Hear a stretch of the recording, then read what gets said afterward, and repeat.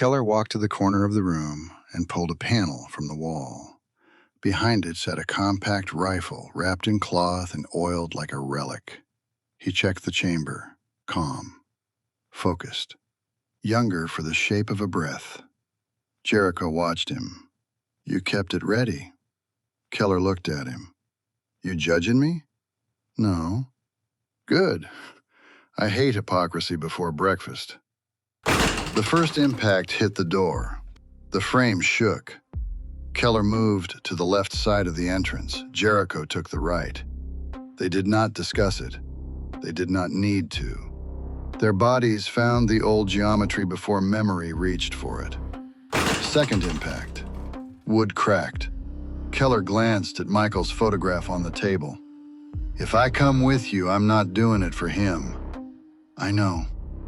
I'm not doing it for you either." "I know." Keller's eyes stayed on the door. "I'm doing it because if Sire is awake, the rest of us are already out of hiding whether we like it or not." The third impact broke the lock. Officers flooded in. Jericho moved first. The first officer crossed the threshold and died before his mind understood he had entered the room. Jericho let him come in just far enough. One step, half a breath. Then Jericho moved. His hand shot upward under the man's chin, driving the helmet back with a sharp crack that snapped the officer's head toward the ceiling. The rifle in the man's hands dipped uselessly as his body lost command of itself. Jericho took the weapon before it hit the floor, turned the officer by the collar, and put the dying man between himself and the second officer pushing through the door. The second man fired on instinct. 3 rounds punched into dead armor. The impact drove the first officer's body backward against Jericho's grip. The Jericho held him there like a shield made of meat and black plating. His other hand brought the stolen rifle up under the corpse's arm. Keller fired through the narrow gap between body and door frame. Controlled bursts. No wasted shots. The second officer folded sideways into the hall. A third stumbled over him, trying to raise his rifle while his boots slipped in blood and rainwater tracked in from the corridor. Keller put 2 rounds through the opening before the man found his balance.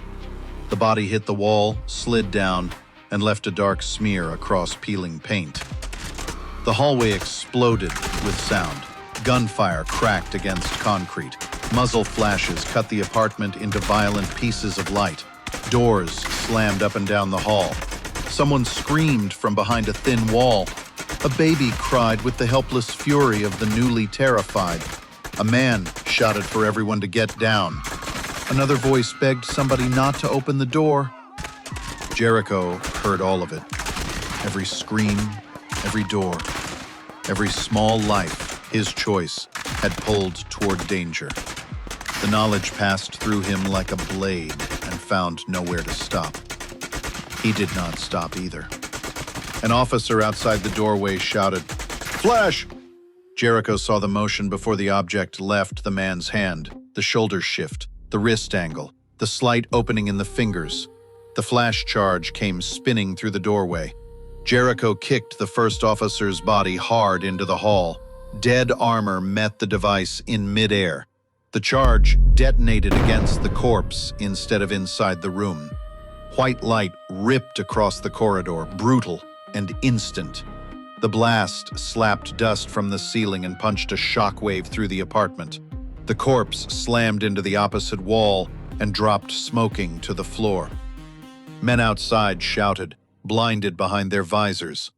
Someone fired wild, rounds chewing through the upper door frame and cutting a line across the ceiling. Keller turned his face away in time. Barely. The flash still burned the edges of the room silver. For half a second, the world became shadow and ringing noise. Jericho was already moving through it. He stepped into the doorway while the officers outside were still blinking pain from their eyes. The stolen rifle came up. One shot took the nearest man through the visor. Another struck the officer behind him in the throat seal, where armor gave way to flesh. Jericho did not chase the bodies down with his eyes. He was already reading the next angle. Left side, low. A fourth officer crouched near the stairwell, trying to bring a compact launcher to bear. Jericho fired through the banister before the man cleared the sightline. The officer jerked backward and vanished down 3 steps. Keller came up beside Jericho and fired past his shoulder, forcing 2 more officers to pull back from the far end of the hall. His bursts were clean, tight, practiced violence wrapped in old muscle memory. He did not look at Jericho. He did not need to.